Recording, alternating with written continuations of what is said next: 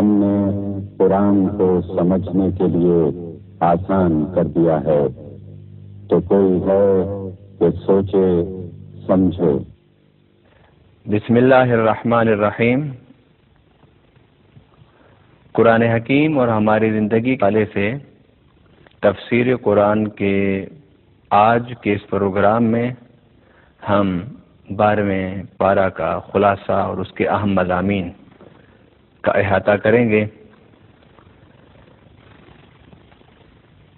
12واں پارہ شروع ہوتا ہے وَمَا مِن دَابَّةٍ فِي الْأَرْضِ إِلَّا عَلَى اللَّهِ رِزْقُهَا وَيَعْلَمُ مُسْتَقَرَّهَا وَمُسْتَوْدَعَهَا كُلٌّ فِي كِتَابٍ مُبِينٍ۔ 12ویں پارہ کے آغاز میں سورہ ہود ہے، اور سورہ ہود مکمل 12ویں پارہ میں ہے، مگر اس کی 5 آیات 11ویں پارہ میں ہیں۔ سورہ ہود کا آغاز ہوتا ہے الف لام را کتاب احکمت آیاتہ ثم فصلت من لدن حکیم خبیر اللہ تعبدوا الا اللہ،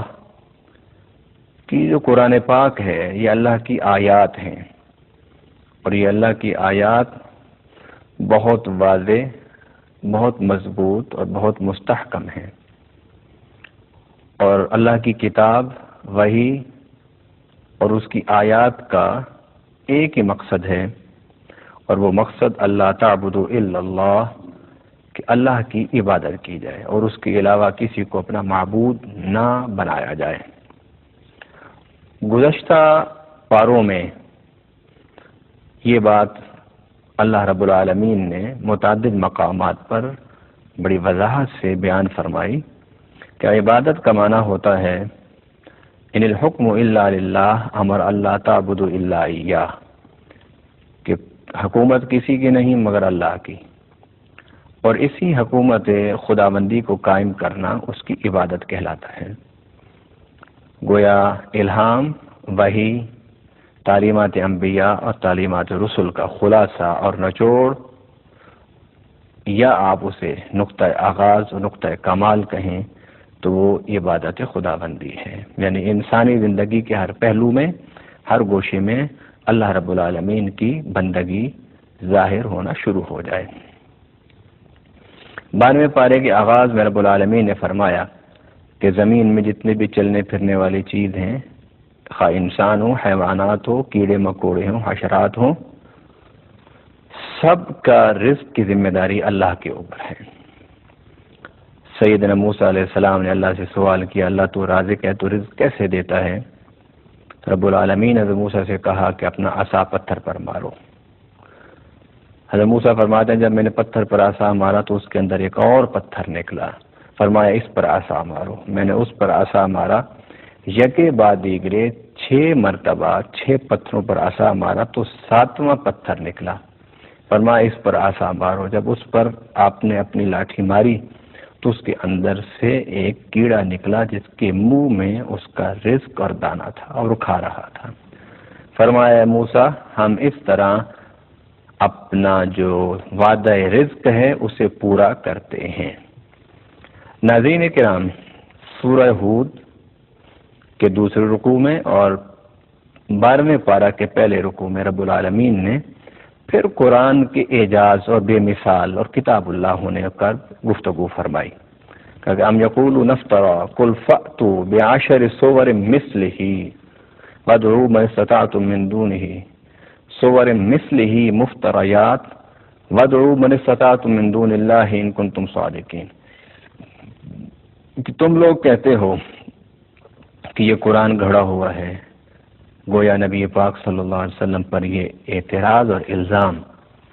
کہ یہ اللہ کا کلام نہیں، یہ رات کو سوچتے ہیں اور صبح لکھوا دیتے ہیں۔ اللہ رب العالمین نے اس کے جواب میں پہلے بھی گفتگو فرمائی ہے۔ کیا فرمایا تھا کہ تم قرآن کی مثل ایک صورت بنا کر لاؤ۔ اب اس پارہ میں جو آیت ہے اس میں ہے کہ اگر قرآن حضرت محمد الرسول اللہ صلی اللہ علیہ وسلم اپنی سوچ سے بنا سکتے ہیں تو تم بھی انسان ہو، اور تم میں پڑھے لکھے لوگ بھی موجود ہیں، شعر و شاعری بھی جانتے ہیں، علم پر عبور بھی ہے اور بڑے شعراء بھی تم میں موجود ہیں، تو تم سب مل کر قرآن جیسی 10 صورتیں بنا لاؤ۔ اگر تم قرآن جیسی 10 صورتیں بنا کر لے آئے تو پھر نبی پاک صلی اللہ علیہ وسلم نے فرمایا کہ یہ سوچا جا سکتا ہے کہ قرآن کسی انسان کی کتاب ہے۔ حضور صلی اللہ علیہ وسلم کے مکی اور مدنی دور میں اور اس کے بعد خلفائے راشدین کے دور میں اور اب تک تاریخ مسلم میں یہ بات قرآن کے اوراق میں پڑھی، سمجھائی اور بیان کی جاتی ہے کہ کتاب اللہ یعنی قرآن کے کتاب اللہ ہونے کا ثبوت ایک یہ بھی ہے کہ اس جیسی کتاب آج تک کوئی بنا کر نہ لا سکا۔ ناظرین کرام، سورہ ہود میں ایک دفعہ پھر حضرت نوح علیہ السلام کا واقعہ بڑی تفصیل سے بیان کیا گیا، اور اس میں حضرت نوح علیہ السلام کا سرداروں سے جو اختلاف ہے اس کی وجہ بھی بتائی گئی کہ آپ کے قوم کے سردار کہتے تھے کہ تمہارے پاس کیونکہ کم تر لوگ معاشرے کا دھتکارا ہوا طبقہ بیٹھا ہوتا ہے، اس لیے ہم تمہارے پاس نہیں آ سکتے، اور اگر تم ہمیں اپنے پاس بٹھانا چاہتے ہو تو پھر ان کو اپنے سے اٹھا دو اور ہم پھر تمہارے پاس آ کر بیٹھیں گے۔ تو حضرت نوح علیہ السلام نے کہا کہ وَيَا قَوْمِ مَن يَنصُرُنِي مِنَ اللَّهِ إِن تَرَدتُّهُمْ أَفَلَا تَذَكَّرُونَ، اگر میں نے ان کو اٹھا دیا کہ جو اللہ کے دین سے پیار کرتے ہیں، رب کے دین سے محبت کرتے ہیں، اللہ کے نزدیک تقوی کی اہمیت ہوتی ہے۔ ناظرین کرام، یہ اختلاف بڑھتا گیا بالآخر حضرت نوح علیہ السلام نے اللہ کی طرف سے انہیں عذاب کی خبر دی، تو اس کے باوجود اس عذاب کی خبر پر بھی انہیں ہدایت جب نصیب نہ ہوئی تو حضرت نوح علیہ السلام نے اللہ تعالیٰ کے حکم پر اور وحی کی روشنی میں کشتی بنانا شروع کر دی، اور اس کشتی میں مسلمانوں کو جو ان کے ایمان لانے والے تھے، جو ان کے ساتھ تھے، جو اللہ کے متبع فرما بردار تھے، ان کو اس میں سوار کرا لیا، اور رب العالمین کے کہنے پر جس کو اللہ کہتا گیا وہ اس میں بٹھاتے گئے، مگر آپ کا بیٹا اس میں نہ بیٹھا۔ بالآخر اللہ کا عذاب آیا، آپ کا عذاب آیا تو زمین سے، آسمان سے، ہر طرف سے پانی ہی پانی نکلنا شروع ہو گیا۔ تو حضرت نوح علیہ السلام نے اپنے بیٹے سے کہا، منادا نوح ابنہ وکان فی معزل یا بنی ارکب معنا ولا تکن مع الکافرین، کیا ہمارے ساتھ آ جا میرے بیٹے، کہیں ایسا نہ ہو کہ تو ڈوب جائے اور کافروں میں سے نہ ہو۔ تو اس نے کہا قال سآوی الی جبل یعصمنی من الماء، اس نے کہا کہ میں پانی سے بچنے کے لیے پہاڑ کے اوپر چڑھ جاؤں گا، پہاڑ کی پناہ لے لوں گا۔ فرمایا قال لا عاصم اليوم الا من امر اللہ الا من رحم، آج کوئی بھی نہیں بچ سکے گا مگر وہی جس پر اللہ کی رحمت ہوگی۔ اور یہ بات ہو ہی رہی تھی کہ درمیان میں ایک موج حائل ہوئی اور نوح علیہ السلام کا بیٹا ڈوبنے لگ گیا۔ حضرت نوح علیہ السلام نے جب یہ دیکھا تو فوراً پکارا، ونادى نوح ربه فقال رب ان ابني من اهلي وان وعدك الحق وانت احكم الحاكمين، کہ کہا کہ اللہ تیرا وعدہ ہے کہ میں تیری اہل کو بچا لوں گا اور تو اپنے وعدے میں سچا ہے، اب میرا بیٹا تو میری اہل ہے، وہ ڈوب رہا ہے۔ رب العالمین نے جب یہ بات نوح علیہ السلام سے سنی تو فرمایا قال یا نوح انه ليس من اهلك انه عمل غیر صالح ولا تصل ما ليس لك به علم انی اعوذک ان تکون من الجاہلین۔ رب العالمین نے اس آیت میں ایک اصول واضح فرما دیا، فرمایا کہ اے نوح، یہ جو تیرا بیٹا ہے کیونکہ تیرے نظریے پر نہیں، تیرے عقیدے پر نہیں، تجھ پر ایمان نہیں رکھتا، اللہ کے وحی پر یقین نہیں رکھتا، یہ تیرا اہل نہیں ہو سکتا، تیرا خاندان نہیں ہو سکتا۔ تیرا خاندان اور کنبہ وہی ہے جو تجھے مانتا ہے اور میرے وحی پر یقین رکھتا ہے، لہذا آئندہ ایسا سوال مجھ سے نہ کرنا۔ بالآخر رب العالمین نے حضرت نوح علیہ السلام اور کشتی میں جتنے لوگ سوار تھے سب کو سلامتی کے ساتھ جودی پہاڑ پر اتار دیا۔ اس سے اگلے رکوع میں رب العالمین نے ایک دفعہ پھر حضرت ہود علیہ السلام کے واقعے کو ذکر کیا۔ حضرت نوح علیہ السلام کے واقعہ میں بھی حضرت ہود علیہ السلام کے واقعہ میں ایک آیت مشترک ہے، وہ یہ کہ یا قوم لا اسألکم علیہ اجرا، اے قوم میں تم سے کوئی اجر معاوضہ نہیں مانگتا، ان اجر الا علی الذی فطرنی افلا تعقلون، اگر ہمیں اس دعوت و تبلیغ سے کوئی طمع اور لالچ تم سے ہوتا کہ یہ کام ہم نے کسی طمع، لالچ، اقتدار، حکومت یا کسی اور دنیاوی مقصد کے لیے شروع کیا ہے تو تم اعتراض کر سکتے تھے، ہمیں تو تم سے کچھ بھی نہیں لینا، ہم تو صرف تمہاری ہدایت چاہتے ہیں۔ ناظرین کرام، اس اگلے رکوع میں ایک دفعہ پھر حضرت صالح علیہ السلام کا واقعہ رب العالمین نے بیان کیا، اور اس میں ایک بات بہت واضح فرمائی، اور وہ یہ کہ جو قوم اللہ کے توبہ، اللہ سے استغفار کرنے میں مشغول ہوتی ہے، رب اس کو قوت دیتا ہے، رب اس کو رزق دیتا ہے، رب اس کو وسعت دیتا ہے، رب اس کو فراخی دیتا ہے۔ اس کے بعد حضرت نوح علیہ السلام کی قوم پر عذاب کا ذکر ہے، اور ضمن میں حضرت ابراہیم علیہ السلام کے پاس وہ فرشتے انسانی شکل میں آئے تھے اور آپ کو بشارت دے گئے کہ رب العالمین آپ کو بیٹا اور بیٹے کے بعد ایک پوتا عطا فرمائے گا۔ سورہ ہود میں ایک دفعہ پھر حضرت شعیب علیہ السلام کا واقعات دوبارہ بیان کیا گیا، اور اس میں ایک اہم بات جو پہلے واقعات میں بیان نہ کی گئی وہ یہ کہ حضرت شعیب علیہ السلام نے جب انہیں دنیاوی معاملات کو بہتر کرنے کے لیے اور کاروباری اور تجارت کے معاملات کو اچھے اصولوں کے مطابق چلانے کے لیے کہا تو انہوں نے کہا قالوا یا شعیب، اے شعیب، اصلاتک تأمرک ان نترک ما یعبد آباؤنا او ان نفعل فی اموالنا ما نشاء۔ تو حضرت شعیب علیہ السلام نماز پڑھتے تھے اور نماز میں مشغول رہتے تھے اور لوگوں کو بھی نماز کی تلقین کرتے تھے، تو انہوں نے کہا کہ کیا یہ تیری نماز ہے، کیا یہ تیری نماز ہے کہ تو ہمیں حکم دیتا ہے کہ ہم اپنے آباء و اجداد کی عبادت چھوڑ دیں، اور کیا یہ تیری نماز ہے کہ ہم اپنے مالوں میں جو ہم نے کمائے ہیں اس میں اپنی مرضی سے تصرف نہ کر سکیں۔ گویا حضرت شعیب علیہ السلام کی نماز ان کی قوم کو یہ پیغام دیتی تھی کہ نماز یہ پیغام دیتی ہے کہ تمہیں معبودان باطل کی عبادت کو چھوڑنا ہوگا، اور نماز یہ پیغام دیتی ہے کہ جو تمہارے مال ہیں انہیں تم نے اپنی مرضی سے نہیں بلکہ اللہ کی مرضی سے صرف کرنا ہوگا۔ ناظرین کرام، اس سے اگلے رکوع میں جو اس پارے کا 8واں رکوع ہے، رب العالمین نے اس کے بعد پھر حضرت موسیٰ علیہ السلام کا ایک دفعہ پھر تذکرہ کیا، اور اس میں واضح فرمایا گیا کہ جو حق کے راستے پر چلنے والے ہوتے ہیں فتح کامیابی انہی کی ہوتی ہے، اور جو غلط راستے پر چلنے ہوتے ہیں ان کی کامیابی وقتی طور پر تو کہا جا سکتا ہے انہیں کامیاب، مگر حقیقتاً وہ ناکام لوگ ہوتے ہیں۔ اس سورہ ہود کے آخری رکوع میں رب العالمین نے ایک اصول بتایا کہ انسان سے غلطیاں بھی ہوتی ہیں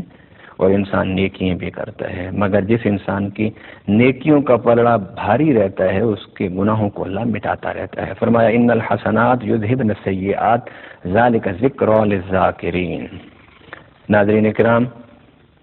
اب ہم شروع کرتے ہیں اس پارہ میں سورہ یوسف کو، جو سورہ یوسف مکی ہے۔ اس کے آغاز میں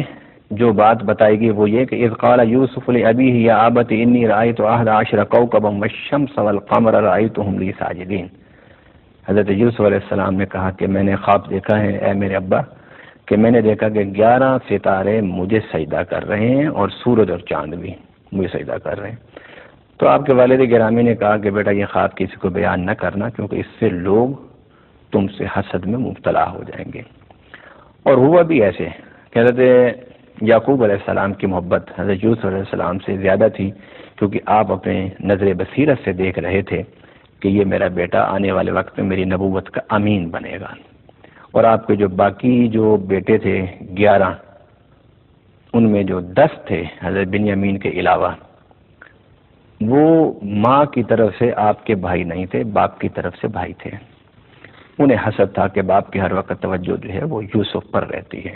تو انہوں نے پروگرام بنایا کہ ہم یوسف کو لے جائیں گے اور اس کو قتل کر دیں گے اور یہ دنیا سے چلا جائے گا تو ہمارا باپ ہمیں توجہ دے گا۔ جب انہوں نے یہ سوچا تو ان 10 بھائیوں میں ایک بھائی نے کہا نہیں، قتل نہ کرو، کوئی اور ہیلا اختیار کرو کہ یہ باپ کی نظر سے دور ہو جائے۔ تو انہوں نے باپ سے کہا کہ یوسف ہمارے ساتھ بھیج دو۔ آپ نے فرمایا کہ تم اس کا خیال نہیں کر پاؤ گے، ایسا انہوں نے باہمی مشورہ کر کے آپ کو ایک کنویں میں پھینک دیا، اور آپ کے کرتے پر خون لگا کر شام کو واپس لے وجا وباؤ میں شان یبکون، شام کو روتے ہوئے آئے کہ ابا وہ تو بھیڑیا کھا گیا، اور ثبوت میں وہ قمیض پیش کر دی۔ اور انہیں بھائیوں نے پھر جا کر اس کنویں سے جب کسی قافلے نے آپ کو نکالا تو 8 یا 9 درہم میں ان کو بیچ دیا۔ وَشَرَوْا بِثَمَنٍ بَخْسٍ دَرَاهِمَ مَعْدُودَةٍ وَكَانُوا فِيهِ مِنَ الزَّاهِدِينَ۔ وہ تو اسے بھی چھوڑ کے بھاگنے لگے تھے، لیکن انہوں نے اسی کو غنیمت سمجھا۔ قرآن پاک پھر کہتے ہیں کہ جب وہ یوسف علیہ السلام کو قافلہ لے کر گیا مصر میں تو وہاں آپ کو بیچا گیا، تو آپ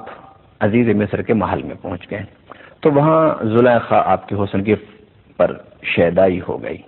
اس نے کوشش کی کہ آپ کو گناہ کی طرف آمادہ کیا جائے، مگر اللہ نے حفاظت کی کیونکہ آپ نبی تھے۔ قرآن پاک کہتا ہے کہ اسی آپ قید میں تھے، جیل میں تھے، تو وہاں 2 اور سزائے موت کے قیدی بھی آئے۔ انہوں نے ایک دن یوسف علیہ السلام سے کہا کہ یوسف ہم نے خواب دیکھا ہے، ہمیں بتاؤ۔ ایک نے کہا کہ میں نے سر پر روٹیوں کا ٹوکرا اٹھایا ہوا ہے اور پرندے کھا رہے ہیں۔ دوسرے نے کہا کہ میں جوس نکال رہا ہوں اور اس طرح انی ارانی آصر خمرہ، کہ میں شراب کا مشروبات جو ہیں وہ تیار کر رہا ہوں۔ یوسف علیہ السلام نے فرمایا کہ جس نے مطلب ہے کہ شراب تیار کر رہا ہے یا وہ جو ہے وہ رہائی پا کے بادشاہ کے قریب چلا جائے گا، اس کا ساتھی اور اس کا مصاحب بن جائے گا۔ اور جس نے دیکھا کہ میں نے سر پر روٹیوں کا ٹوکرا رکھا ہوا ہے، فرمایا کہ تجھے سزائے موت ہو جائے گی اور تیرے سر جو ہے سولی کے پھندے پر لٹکا رہے گا اور پرندے تیرے سر سے نوچ نوچ کے کھائیں گے۔ نتیجتاً ایسا ہی ہوا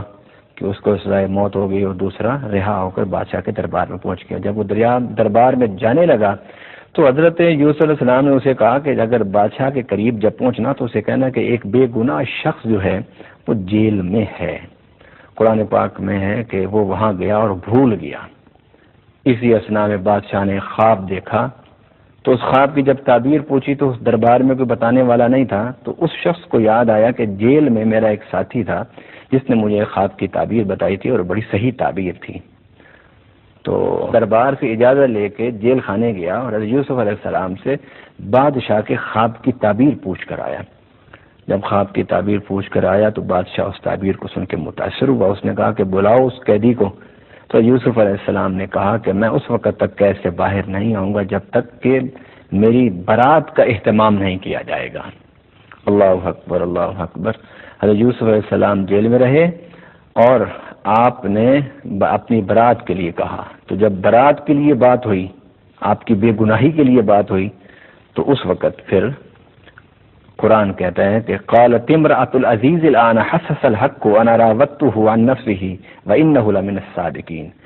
عزیز مصر کی عورت نے کہا کہ غلطی میری طرف سے تھی، میں نے اسے پھسلانا کی کوشش کی تھی، وہ تو سچا آدمی ہے، پکا آدمی ہے، نیک آدمی ہے۔ ذالک لیعلم انی لم اخنہ بالغیب وان اللہ لا یہدی کید الخائنین۔ حضرت یوسف علیہ السلام کے الفاظ میں قرآن کہتا ہے کہ ان کی منشا یہ تھی